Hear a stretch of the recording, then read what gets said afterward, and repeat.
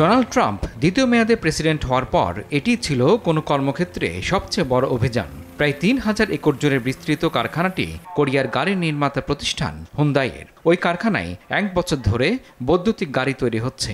আটক ব্যক্তিদের অধিকাংশই দক্ষিণ কোরিয়ার নাগরিক।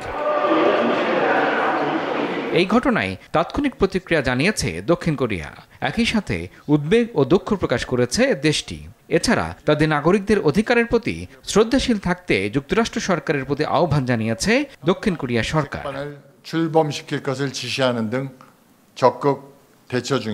যদিও অবৈধ কর্মসংস্থান ও অন্যান্য গুরুতর অপরাধের অভিযোগে তল্লাশি পরোয়ানা হাতে পাওয়ার পর এই অভিযান চালানো হয়েছে বলে দাবি করেছে যুক্তরাষ্ট্রের হোমল্যান্ড সিকিউরিটি বিভাগ। এছাড়া এটি কোনো অভিবাসন বিরোধী অভিযান ছিল না বলে সংবাদ সম্মেলনে দাবি করেন হোমল্যান্ড সিকিউরিটি বিভাগের তদন্ত শাখার আটলান্টার দায়িত্বপ্রাপ্ত বিশেষ প্রতিনিধি স্টিভ শ্রাঙ্ক।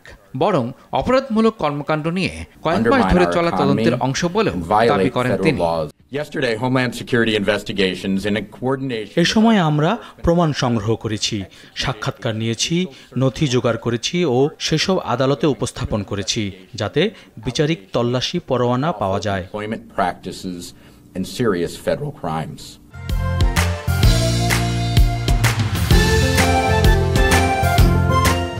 আন্তর্জাতিক সম্পর্ক বিশ্লেষকেরা বলছেন, অভিযানের ফলে মার্কিন প্রেসিডেন্ট ডোনাল্ড ট্রাম্পের দুটি প্রধান অগ্রাধিকারের মধ্যে টানাপোড়েন তৈরি হতে পারে।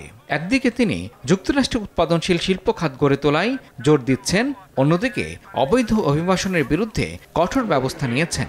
পাশাপাশি এই ঘটনা গুরুত্বপূর্ণ মিত্র দক্ষিণ কোরিয়ার সঙ্গে যুক্তরাষ্ট্রের দ্বিপক্ষীয় সম্পর্কে চাপ সৃষ্টি করতে পারে বলে মন্তব্য করেছেন সংশ্লিষ্টরা।